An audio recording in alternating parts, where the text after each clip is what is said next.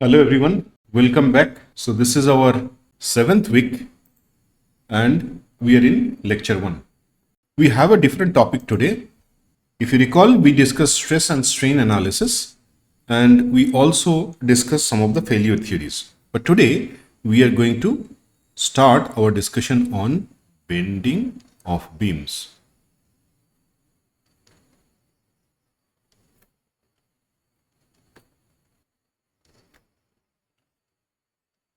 Now, you have already studied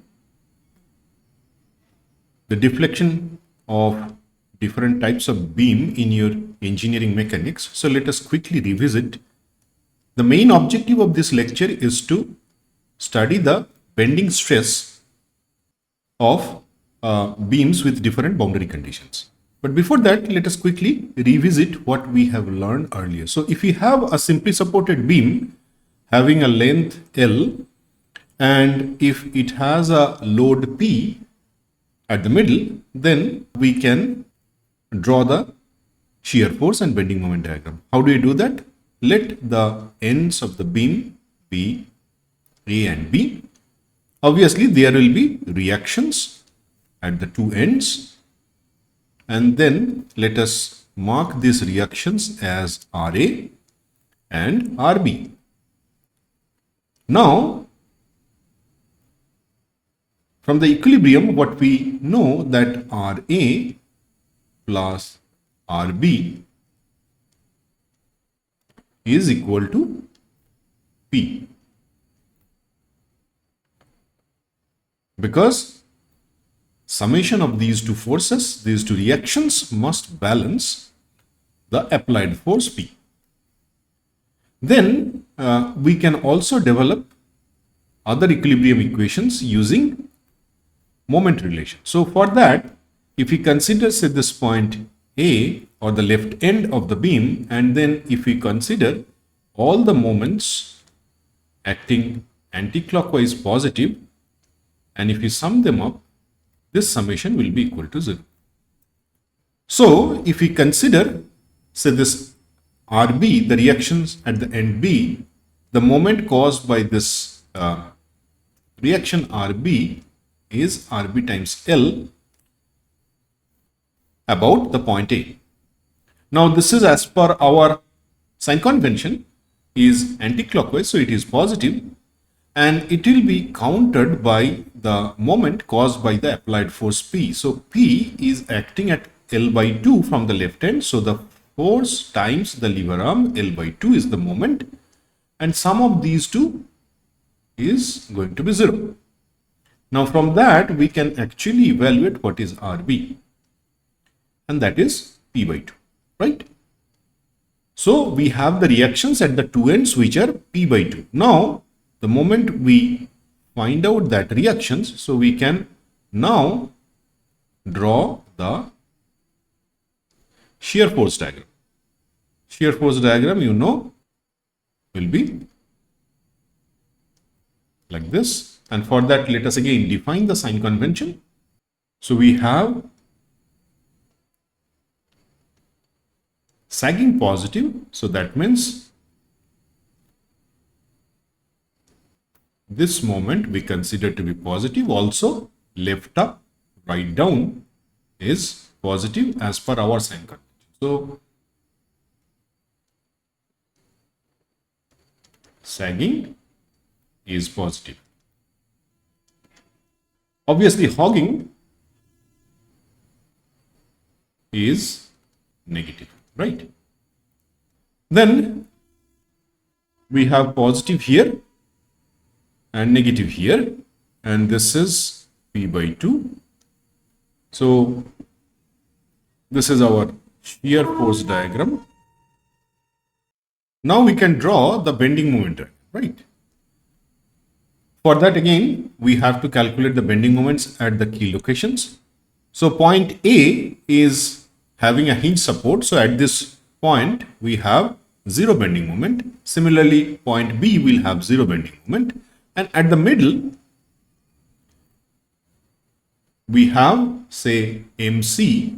C is the central point. So there the bending moment is RA times L by 2. So we have RA as P by 2. So our bending moment at the center of the beam is PL by 4. And as per our sign convention, this bending moment is causing a sagging deflection, and therefore we have a positive bending moment here. So this is positive. Now how does the beam deform? So it actually deforms like this, right? That is the deflected shape of the beam. So what we get from this deflected shape is that once we apply the force P, it actually causes this deformed shape and which has a radius of curvature, right? So we'll look into that as we progress further. Let us take a different example. Now instead of a simply supported beam, if we have a cantilever beam of length say L, and at the free end we have a force P, then again we can draw the bending moment and shear force diagram. In this case we have a reaction here RA, and there will be a bending moment.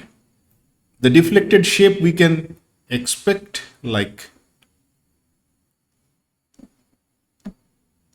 this. The slope at this left end is 0, and therefore the reaction actually will have this type of moment, and let it be MA. Obviously RA, the reaction at the left end, is equal to P, and then we can draw the shear force diagram and bending moment diagram. So our shear force diagram will have reaction at this end, again as per our sign convention. At this end we have P, and then this is positive. So this is our shear force diagram, and we can also draw the bending moment diagram. MA we can quantify. Again we will consider the moments acting at a point A, considering anticlockwise to be positive, equal to 0. So the first force we have to consider is the applied force at the free end. So P times L is the moment caused by this force about the point A, but now this is producing a hogging moment, so we'll have negative sign here plus MA, and this is equal to 0. So MA is P times L. And obviously at the free end we will have 0 moment, so our bending moment diagram will look like this. So this is negative, and at this end we have P times L. So this is our BMD, right? And we have already drawn the deflected shape for this beam. Now if we extend this logic and let us consider a different type of loading condition, and for that let us again go back to the simply supported beam and see what happens. So we have a simply supported beam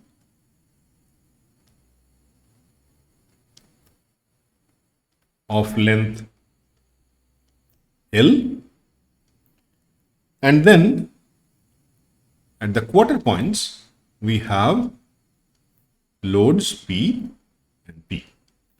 So this distance is L by 4, and on the right hand side also we have L by 4. So this is A and this is B. Again we'll have reactions at two ends, RA and RB.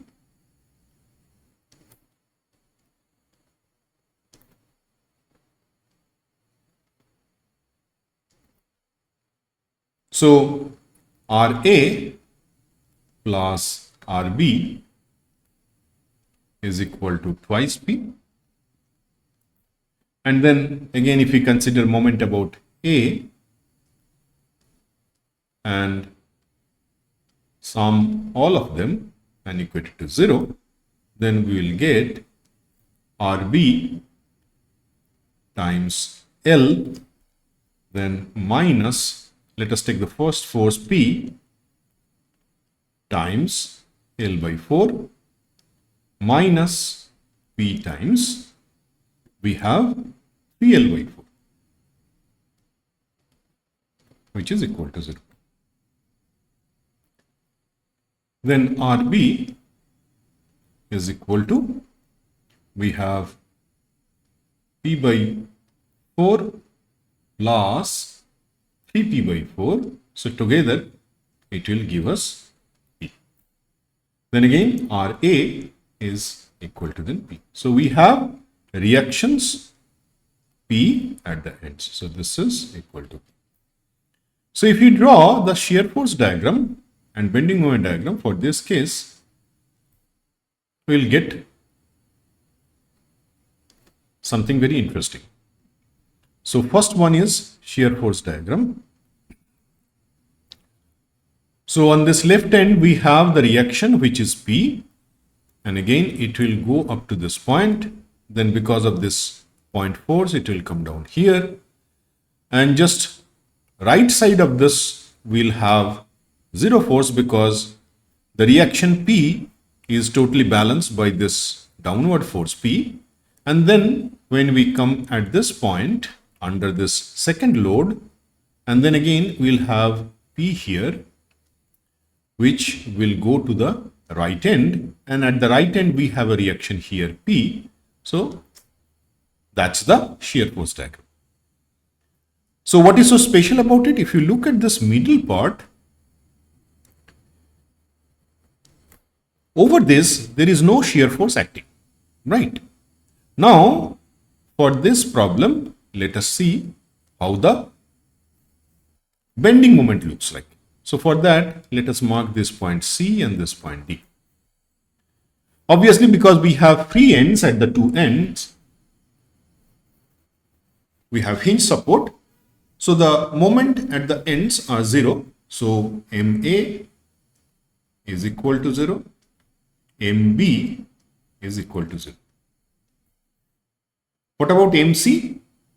Let us figure it out. So if you consider the forces on the left hand side, we have only one force actually. So it is P times the distance, that is L by 4. Right? Similarly, if you consider MD and consider all the force on the right hand side, again it is P. So P times L by 4.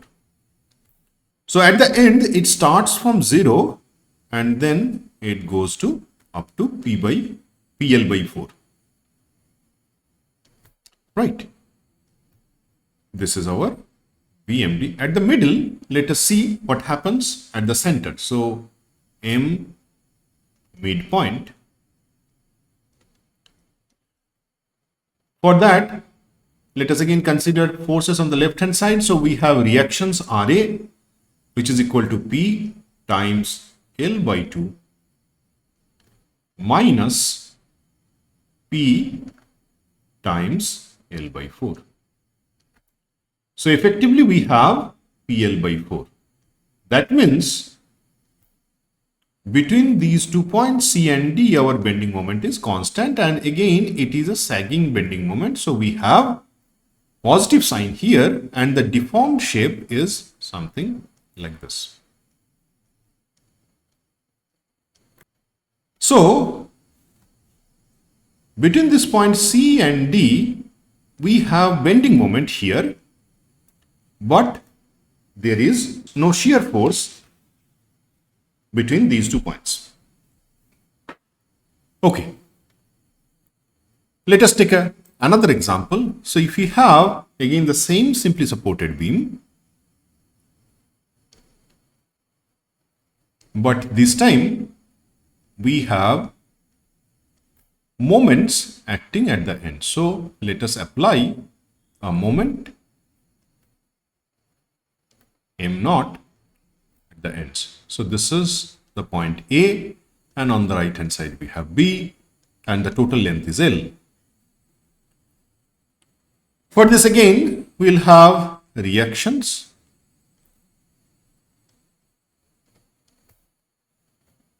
RA and RB.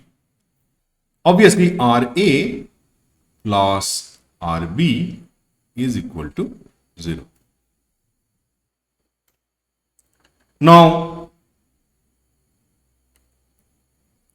again, moment about the point A taking anticlockwise positive, and if we sum them up, that will be equal to 0, right? Because of the equilibrium condition. So if we develop the equation, consider all the moments at the right hand side or the forces acting on the right hand side. So we have RB and this moment, then RB times L, which is positive as per our nomenclature, plus m naught, and then minus m naught acting here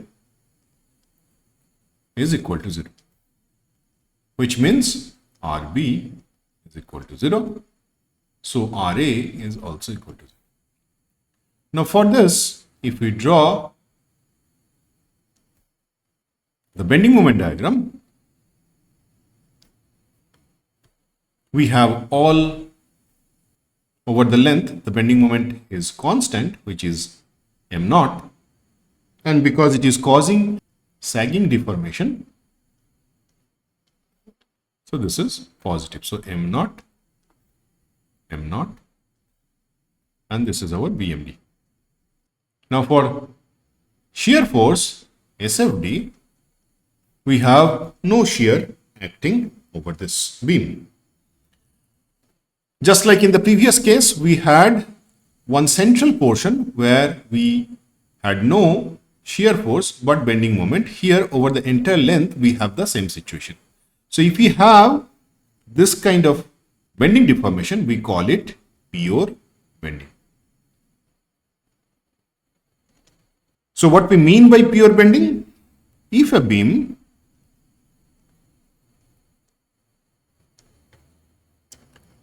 is exposed to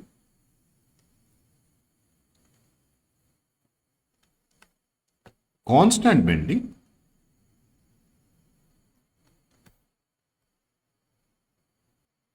moment, and no other forces, for example, axial,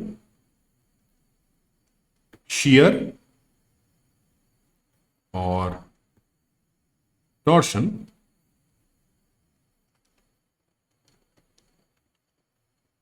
then it is called a case of pure bending.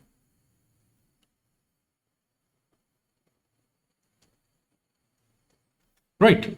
Just in this case, if you see, over the entire length, we have a constant bending moment and no other forces acting, and therefore it is a case of pure bending. If we go back to the previous case again, in the central part, we have a similar situation. So with that background, let us see how the beam bends. As you can see, in this case, we have sagging, and in case of cantilever beam, you can see the deformed shape, okay, which is opposite to what we had in case of simply supported beam, right? Now with that background, let us see how a beam bends, and then we will quantify the stresses acting over the length of the beam. Now, if we consider, say, this beam acting under the influence of m naught at the two ends. Obviously, this beam is going to bend and the angle here is say theta. And the bending will have a radius of curvature, say r. Now, if you look at different fibers, so let us first consider the fiber at the top. Now, obviously, because of this bending of the beam, as you can see here, so from this point to this point, there is a reduction in length. So, this fiber at the top is under compression due to the type of bending moment that we apply at the end. It is a sagging bending moment, and therefore we have compression at the top. So here we have compression. We mark it as C. Just opposite to this phase, if we go to this phase, and you can see the fiber is extended because of the nature of the bending. Right? So this phase is under tension that we mark as T. So on one phase, the fiber is compressed, and on the opposite phase, obviously it is tensed under tension.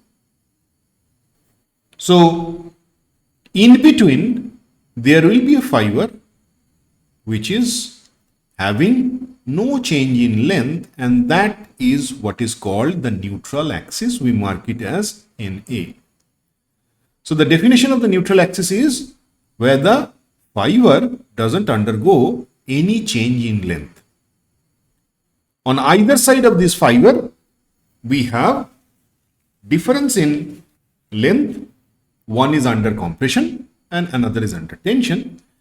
And because of this different deformation, obviously the type of stresses will be different. One will be under compression, another will be under tension. But what we can expect at the neutral axis, because there is no change in length, so if we focus at this point, as there is no change in length, there is no strain reflected in this elastic behavior, and because there is no strain, obviously there is no stress.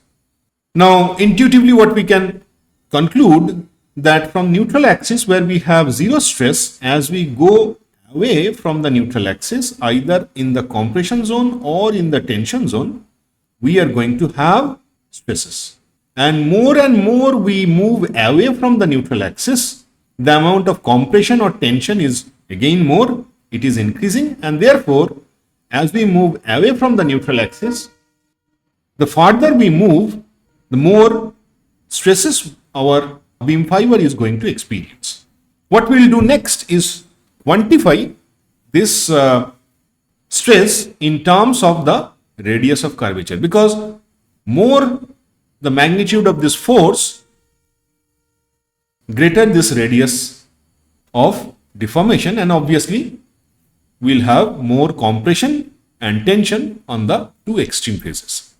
So let us quantify that, and for that let us consider this cantilever beam where we apply a force P at the free end, and it has a total length of L, and over this length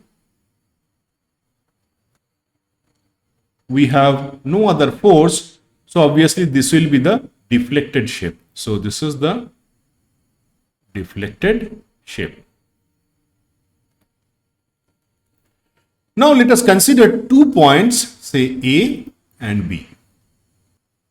Obviously, because of this bending, we will have a radius of curvature which is having a center at O, and at this point the angle is shown as d theta. So what we do, we consider this point A at a distance of x from the left end, and the horizontal length between the point A and B is dx. Then what we do, we actually blow this section up between A and B, and we have the figure here. Now the deformation at the end A, as you can see here, it is U. And then deformation at the end B is U plus du. Similarly, we can also quantify the slope at the end, which is theta. And as we move over a length of dx, on the other side, we have theta plus the incremental increase of theta, which is d theta, right? And you can see the radius of curvature here. Okay, so let us define curvature.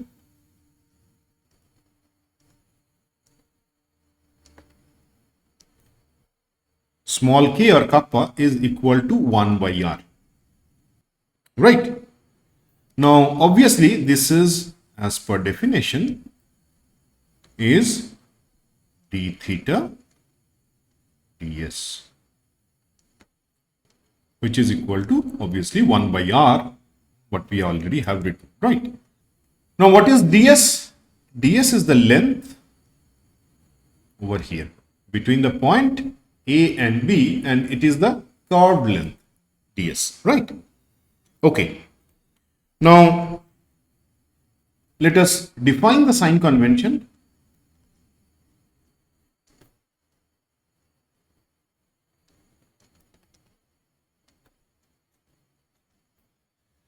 So, positive curvature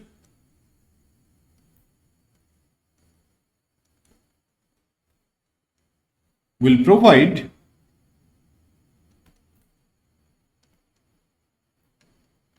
positive value of d theta ds, right?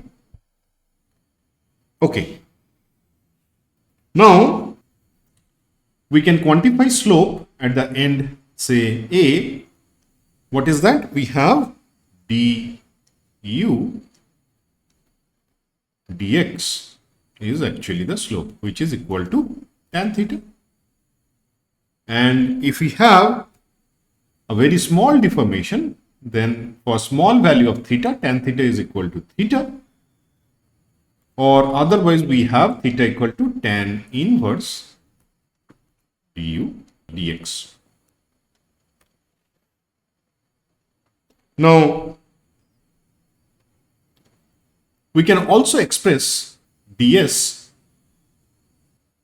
in terms of dx. So, dx, which is the differential length between the point A and B in its undeformed shape, this is equal to ds cos theta, right? Or other words, dx is almost equal to ds for small theta, right? So what we get? We get curvature is equal to 1 by r is equal to d theta dx.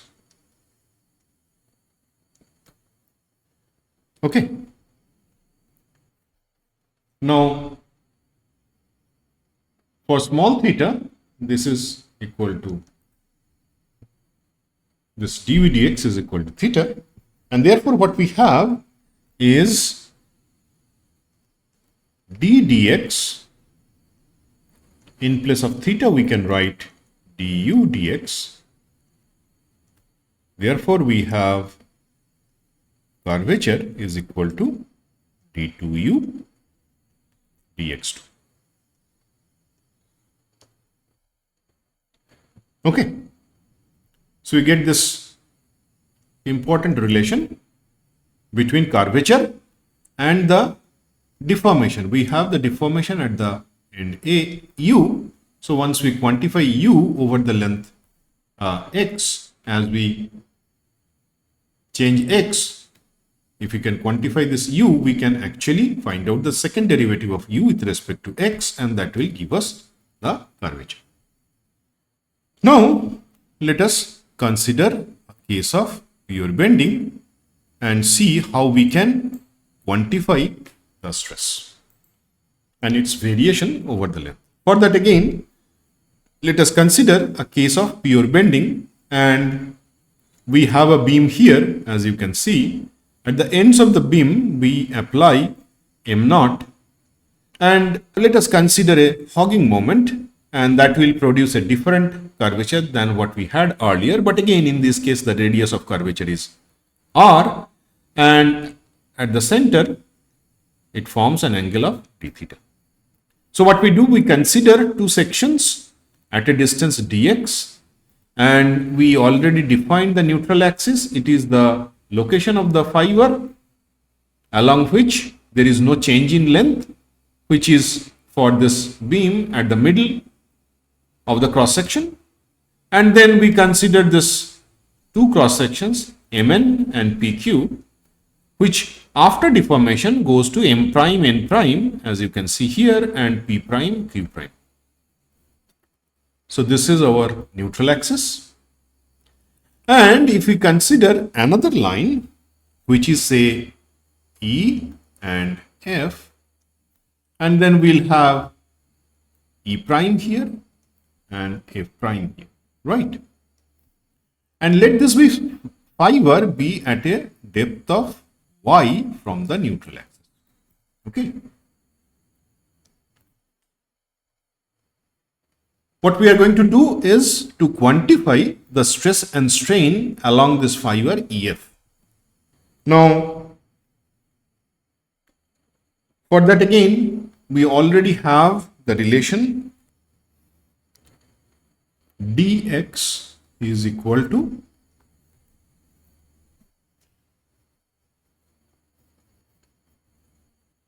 r times d theta, right?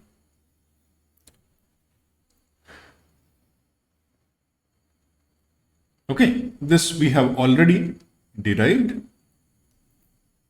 Now, let the strain along this fiber marked pink, that is EF, is epsilon x, right?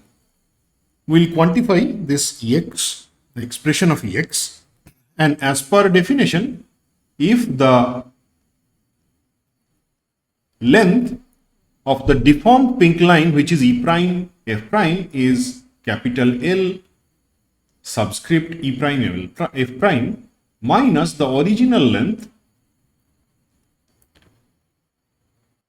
then divided by the original length LEF, which is nothing but dx, right? Okay. So what we do, we now quantify this expression. So for that, E prime F prime, we can quantify it is R minus Y times d theta, right? So the radius of curvature starts from this point up to neutral axis, and this distance is y. So effectively we have capital R minus y, which is up to this pink line from the origin, say O, and then times d theta is effectively the deformed length of E prime F prime. So this is equal to, again, we have d theta here. So we can replace d theta. So r d theta will be dx minus, we have y by r times dx, right? So epsilon x is, we have dx minus y by r times dx minus the original length, which is again dx, divided by the original length dx. So what we get is this two cancel. So we have minus y by r, right? Therefore, epsilon x is equal to minus kappa, which is 1 by r times y, right? And this supports the physics of the problem, we already concluded that at the neutral axis, there is no change in length and therefore there is no strain. So at the neutral axis, our effective strain is 0. And as we go away from the neutral axis, then the amount of strain increases. And as you can see here, the y here, it actually locates the fiber along which we are going to find the strain. It can be on the either side of the neutral axis. And as we move away from the neutral axis, y increases and therefore the strain also increases. And if the strain increases, again we will have stress which is also increased. Right?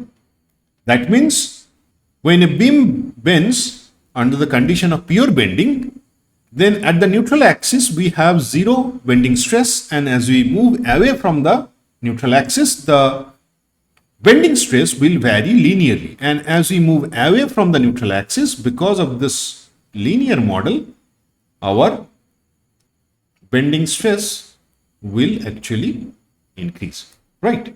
That we'll see further. So let us now convert this into stress. Now, before that, what is epsilon z? That means in the orthogonal direction. So we have minus Poisson's ratio times the strain in the orthogonal direction, which is epsilon x. That means minus times minus kappa y. So it will be plus k times y.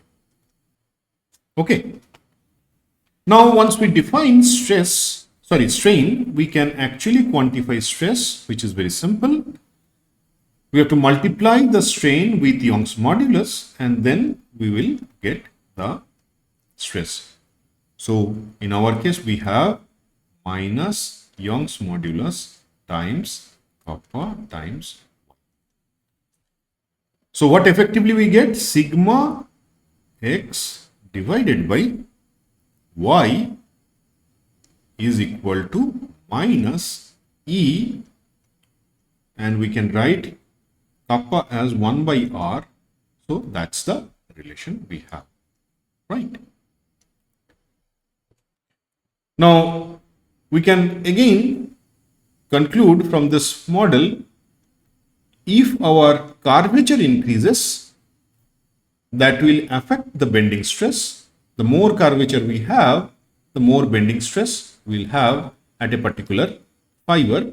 And once we have a particular radius of curvature or curvature, then as we move away from the neutral axis, this is the model of stress.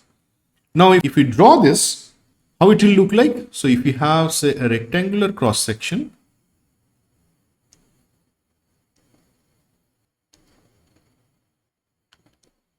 say this is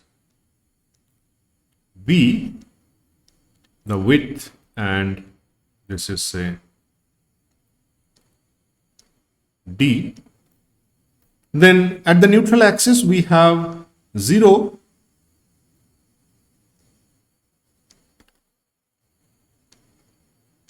bending moment, and it will linearly vary. At the extreme fiber, we'll have, say, sigma bending stress is equal to minus E times y. In this case, it is d by 2. So d by twice r.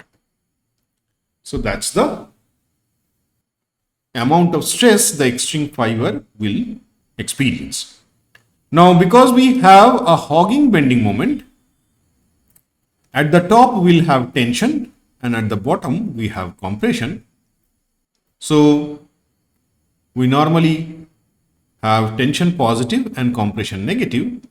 So for this bending behavior, we have tension at the top, compression at the bottom, but because this is symmetric about neutral axis and it's a rectangular cross section, the extreme fibers either in tension or compression will have the same amount of bending stress, which is given here. Okay. Now, let us see how we can quantify this tensile or compressive force over and below the neutral axis, right? For that, let us consider the beam cross section.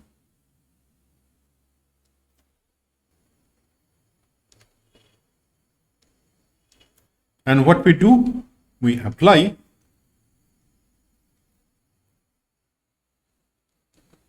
a hogging bending, right?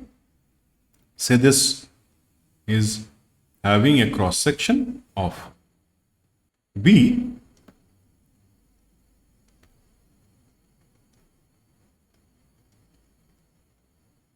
right? Neutral axis will be a plane which is like this. Now, if we draw the bending stress distribution, so we have tension at the top, we can draw it either way. So say this is positive, and then at the bottom we have negative, and which is maximum at the extreme fiber. So this is maximum value, and it will act over the same width. So this will be the type of distribution over the width, right?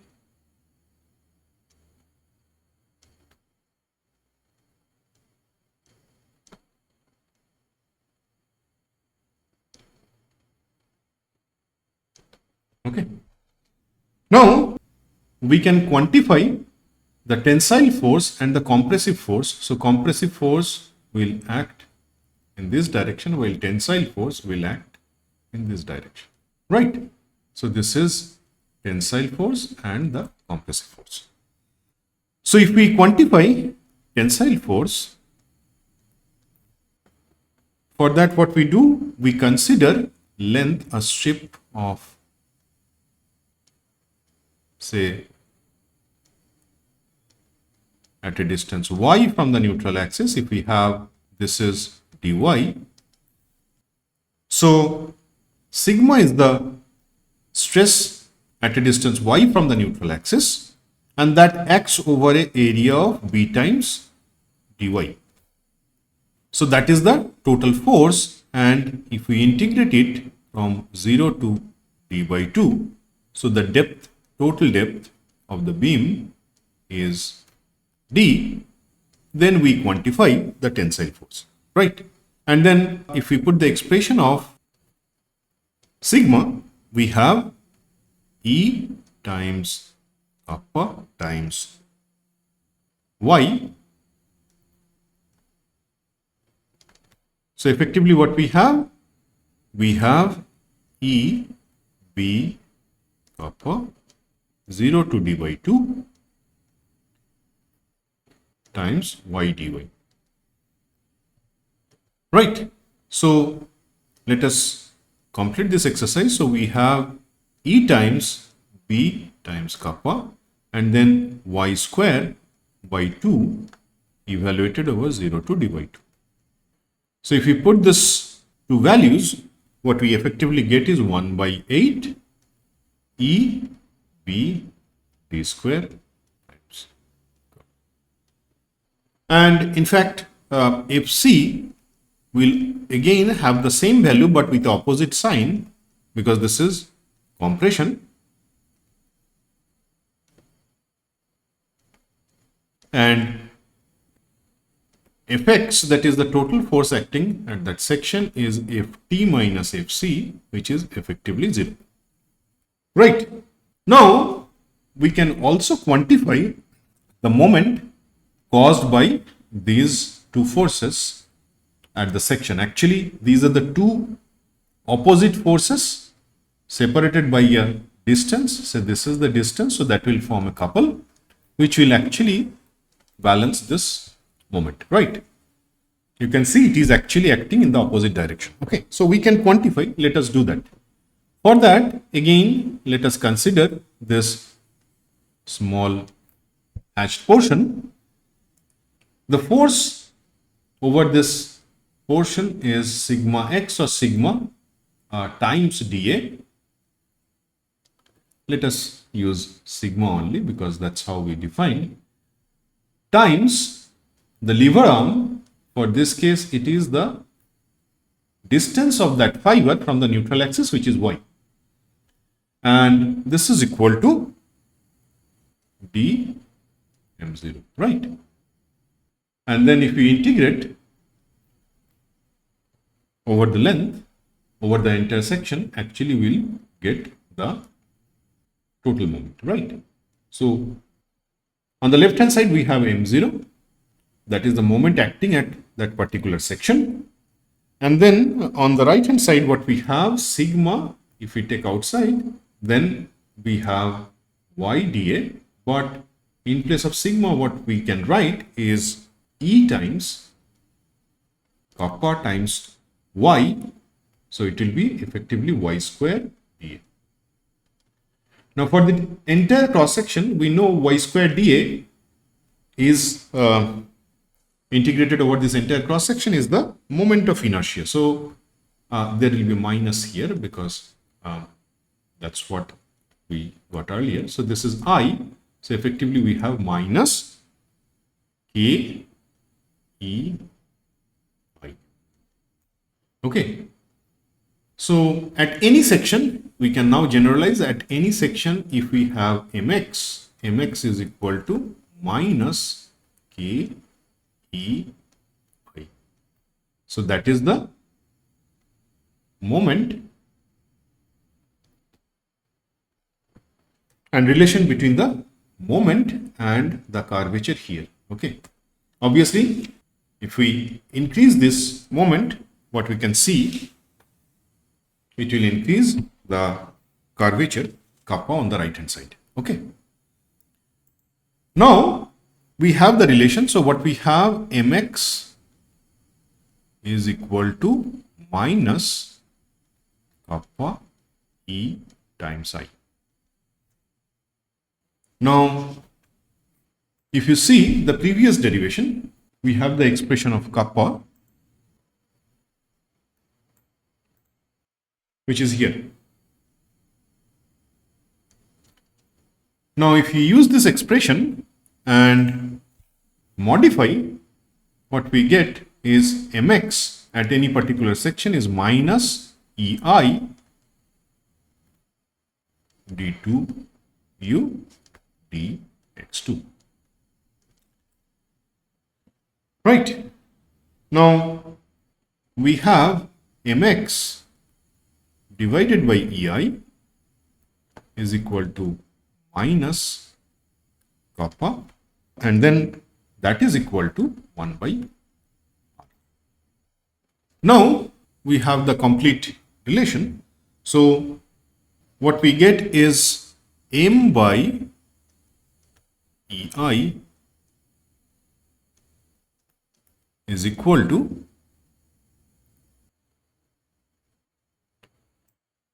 so now effectively what we have m by I is equal to E by R. And previously what we have derived is here. So what we have, sigma x or sigma by y is equal to minus E by R. So if we combine that, here what we have is a minus here. So it is equal to sigma by y. So that's the relation between the bending behavior of a beam and the stress developed at a particular section. So what we have here, this is the stress. As we move away from the neutral axis, the value of stress increases because we can express stress is equal to m times y divided by I. For a particular cross section, I remains constant. M is the applied moment for which we are going to find out the amount of stress. So as we move away from the neutral axis, y increases and the extreme fibers from the neutral axis, we have the maximum amount of stress. So this is the relation between the applied moment and the bending stress. So with that, let us close here. As we progress in this course, we will see how we can solve some given cross sections and against the applied moment, what is the amount of stress developed, right? Okay, let us conclude here. Thank you. We'll meet again in the next class.